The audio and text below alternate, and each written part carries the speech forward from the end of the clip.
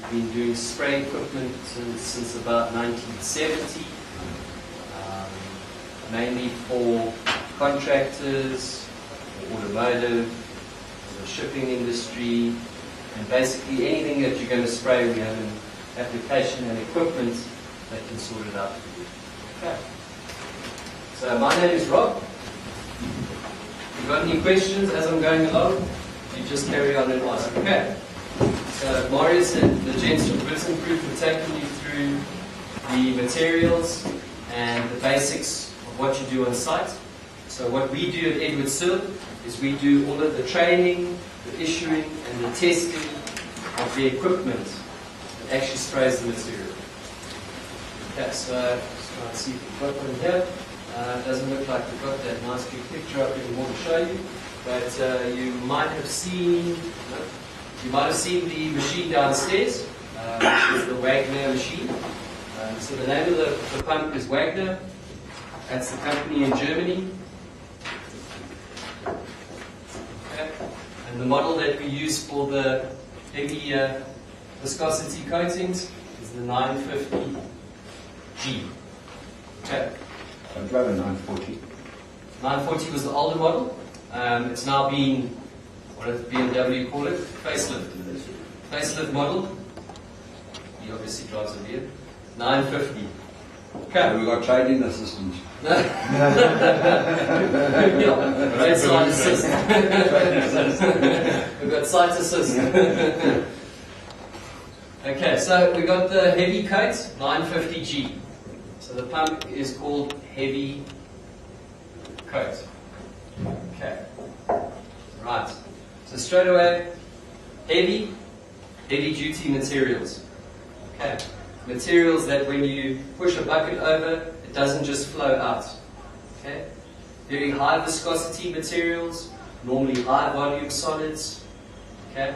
Materials that we use for specialist applications, from bitum proof for waterproofing, etc.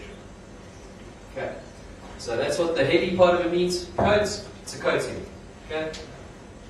Depending on what you're trying to do with it, waterproofing, corrosion coating, decorative finishing. Some of them, like from Bitum, have got everything in one, some of them don't. Right. So, we have a pump. And you'll see outside, the pump looks like this. Sorry, I didn't pay good attention at art class. Okay. So, heavy coat. 950 is the model. G. Petrol. In America, gasoline. So that's what the G is for. So we've got a petrol motor, Honda GX160. We've got a belt drive, driving the pump, which makes a nice big piston here, up and down. Okay, so we're using petrol to turn the motor, which makes the piston go up and down, which sucks the paint. Okay, it's that simple. So when you see the machine, you go, oh my goodness, this thing looks so complex and so difficult. It's dead simple.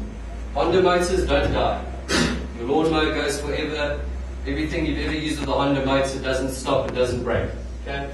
We've got a hydraulic motor here. Okay? So a fluid motor, which is pushing up and down this piston, which is sucking and pushing the paint to the spray gun. Okay, so all we do is we put our bucket here of paint. This comes right into the bottom, and we suck the paint in, and then on the outside here, we have a hose, nice long yellow hose, it's a Wagner, and a spray gun on the end, and we're spraying the coat. Suck it in, push it through, spray it out. Okay, has anybody sprayed before? Cars? Okay, so we've got a couple of people that have sprayed. Okay. If you've ever spray painted a car or something, you're trying to get a very high gloss finish and a very smooth finish. Okay. This is very different. Okay. So when you're actually using the gun, it's like you're actually blending. Okay. It's like you're painting very carefully with a paintbrush, but you're using a spray gun. When we use a machine like this, it's coming out under a lot of pressure, and you need to move quickly. Okay. So if you've sprayed before, just think of spraying as fast as you can. And you will not be able to keep up with how fast my pump works. Possible. Okay. So you just got to move as fast as you can. Alright, so when we get to site, the first thing you would have seen here is the material. Okay. So the material is very thick. So the first thing we do when we get to site, before we've done any of the masking of the windows, before we've asked the man to lock his children away, and his dog and his cat and his Ferrari, so we don't spray the whole family, the first thing we do is we put the material outside with a closed lid. The lid must be closed in the sun. Okay, does anyone know why? Loosen up the viscosity, more fluidable. Exactly. Okay. So this paint is very thick. So we want to help the machine as much as possible. So how paint works and material works is to bring the viscosity, which is how easy it is for the material to flow down or up. When we want to bring it and make it easier to flow, we bring the temperature of the material up. Okay. So if this has been sitting in your factory for a week on the cold floor, this temperature could be 10 degrees. Which means the viscosity has gone from, say, 30 seconds to 60. It's hardly moving. The paint, when you tip the paint drum over, it doesn't want to flow. But you leave it in the sun for, say, 30 minutes while you're setting up the rest of the site. And it's sitting outside now before we go spray. It's sitting there right now in the sun. You can bring this up. And as soon as the temperature comes up, the paint is now flowing easier. Okay. So we always try and help the pump as much as possible. The pump can spray the material cold, cold, cold. It's got no problem, it's strong enough. But it's like you and me. Why make life difficult when you don't have to? So give it a hand, okay? Don't work hard, work smart. The next thing is this, is when you get your material from the supplier, it's already been mixed. Okay? But that doesn't matter because it might have sat at your factory for a week. So if it's happened, all of the solids, naturally from gravity, fall to the bottom. Okay? And you'll remember our pump, when we put the pump into the paint, it sucks right from here, right from the bottom, so that when we get to the bottom of the drum, we get every little bit of material into the pump. Okay, so first thing you do, after you've done all of this, is you open it up and you stir it. Okay. We want all of this thick paint at the bottom to be smooth and mixed nicely all the way through. Okay. Otherwise, as we put the pump in, we suck all of the good thick paint through, and the pump will do it, but you have now left all of the thin stuff on the top. Okay. We mix it, we make it smooth. All right. And that you really only have to do with your first bucket. The first bucket, exactly. And remember, sorry, I've forgotten this, I haven't done this in a while. The reason you do it with the first bucket only is because now you're sucking from there straight away. The second and the third bucket, you don't take this one out each time. You don't take the pump out, put a new bucket. Just pour it in from the top. Okay. And as soon as we pour a bucket from the top, now all of the solids which are in the bottom are going to be in the top and mix into the paint itself. Okay, so we actually, while we're pouring it, we're mixing the paint. Okay. Right, so we've now got a pump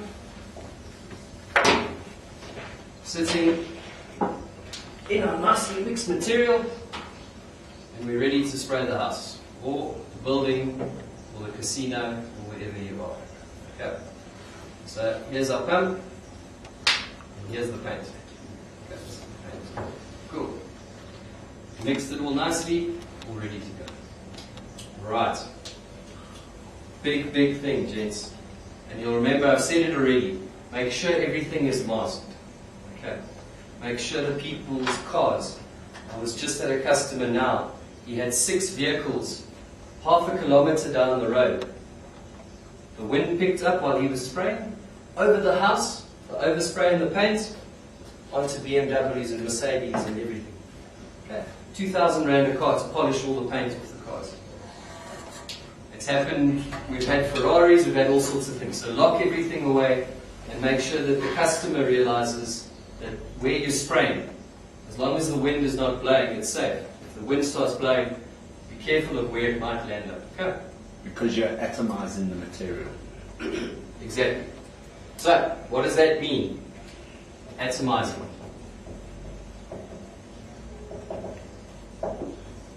Okay. So we've got paint, it's lying in the bucket.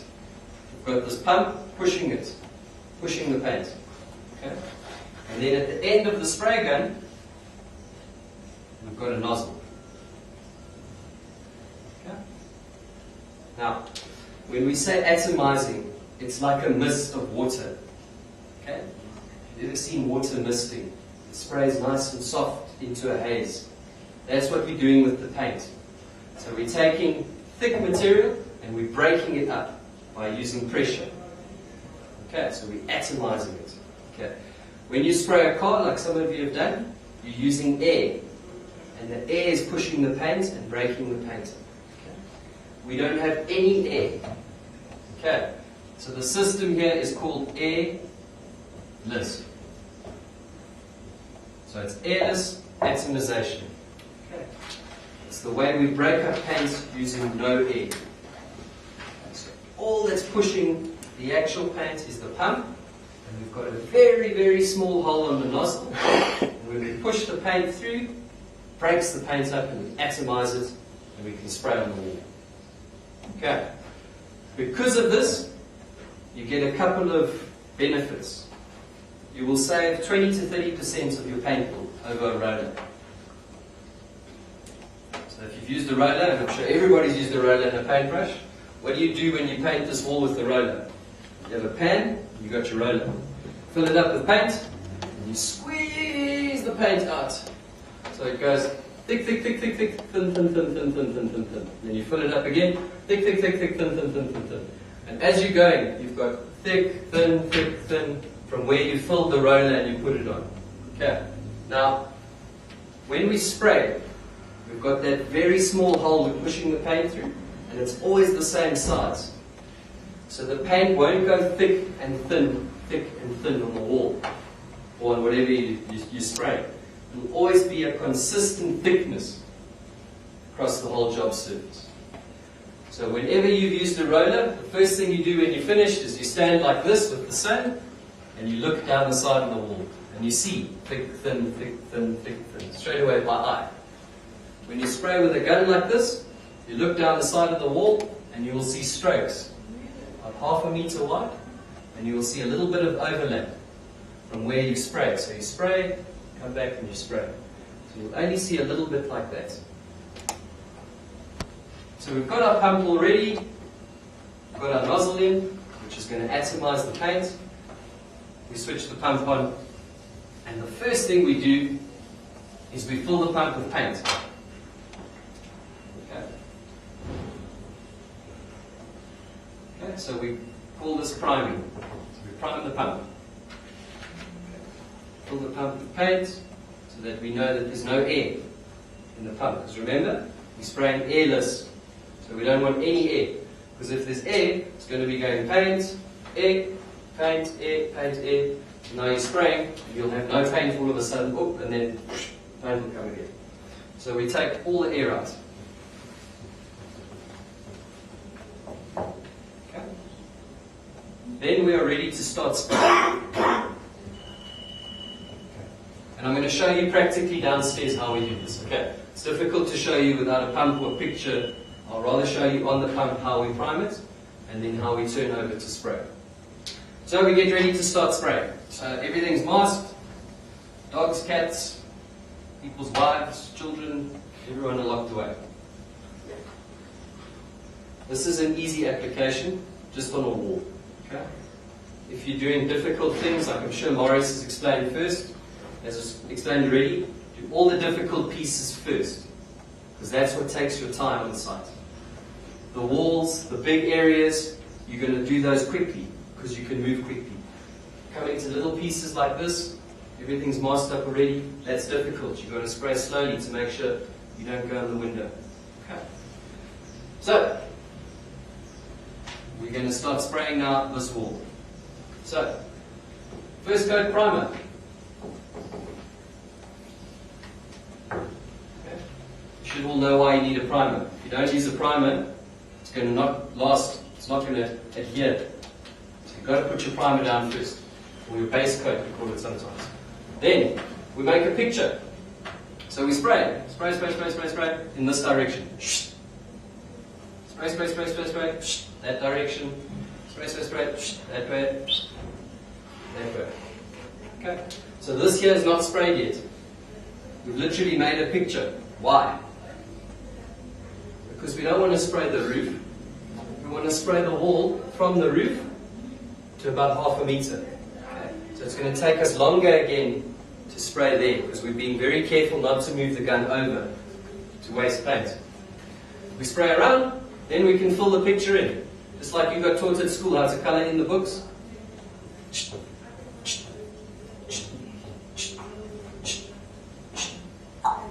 Done. First coat. Okay. And when we spray, remember we're spraying in different directions here. We make sure we always overlap when we come back. So you'll see, even when we spray here, we've overlapped. So we're putting the paint on like this. Now we don't want a gap here between the two coats. It's seamless. We want one seam. Okay, so we spray back. Okay. What we try and do is about 15% of your spray pattern. So if it's 500, 75 millimeters. You want to come back and do over there. Okay.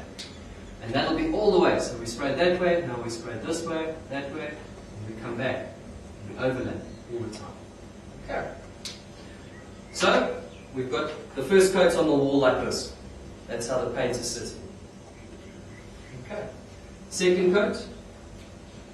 Today we're using, is it inner pads, Maxa pads? Master Roof. Master Roof. Yeah. Master Roof. Peach. Peach colour. Yeah. What colour is your primer? Red. Green. Okay, so this one's green. And Bitum has been very clever here. Okay. If you're spraying and you see green through the paint, you need to go and cover it. You haven't covered that 100%. Okay, so we've sprayed all of the green, and we can see there's no wall. We can see we haven't missed any pieces. So now we're ready for the second coat, which is now the master roof. So now remember, we sprayed this way. So what do you think we do this time?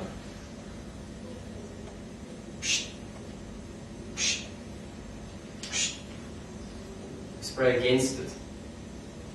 Okay. And we don't have to spray left and right only. We can spray up and down.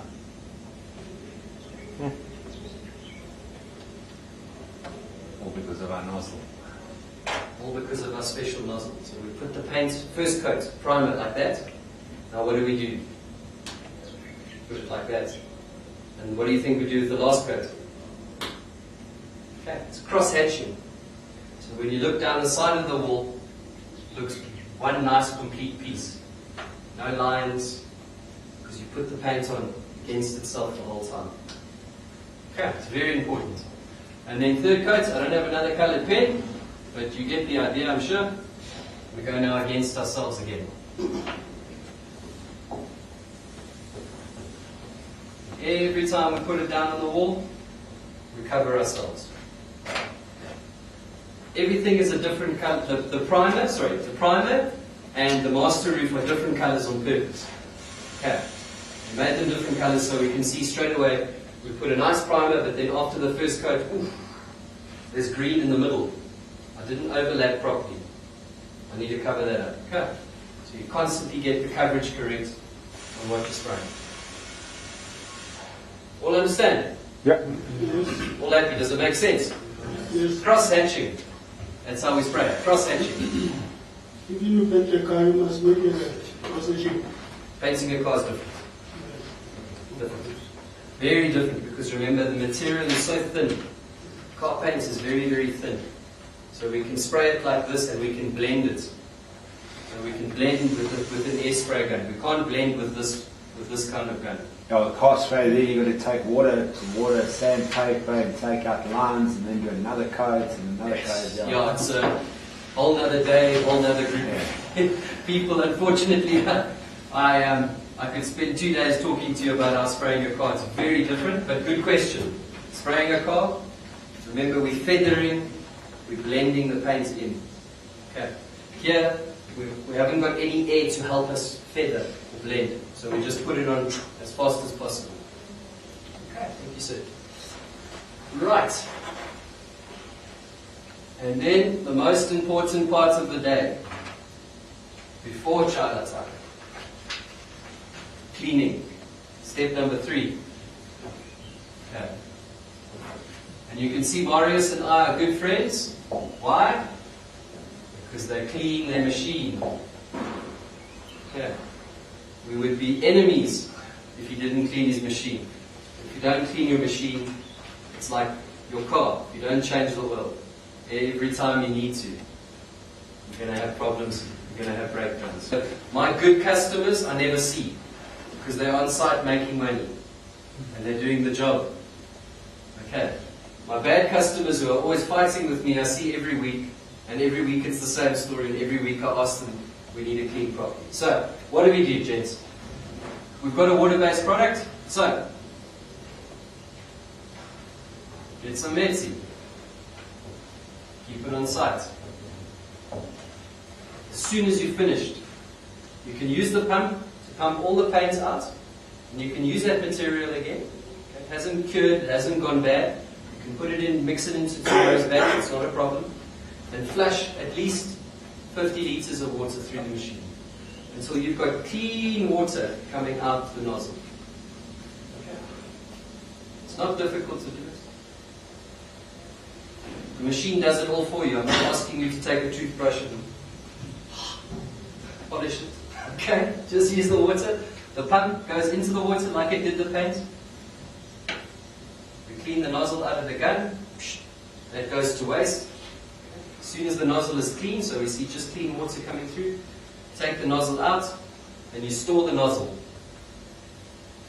in some solvent. Okay? You'll put your little tip into like a coffee cup, glass one obviously, you don't want a plastic one, and you leave it there for tomorrow. Okay, why do you do that? So tomorrow it doesn't matter who's here and who's sick and who's got a problem at home and who's got an issue. Doesn't matter, any one of your teammates on the spraying team can take the nozzle out of here and they know it's clean. Okay. And we flush all of the water out, we put our tip into the nozzle, our nozzle into the solvent, and we leave the machine with no water in it. And the water will not make the machine rust. So don't say you were scared of letting it get rusted. It's stainless steel. You can pretty much put most things through that machine. Yeah. Okay. The machine is strong. We've made it strong on purpose so that it can deal with water-based materials. So you don't have to leave solvent in the machine or anything like that. Okay. Then we've got one filter. So here's the machine where it sucks the paint.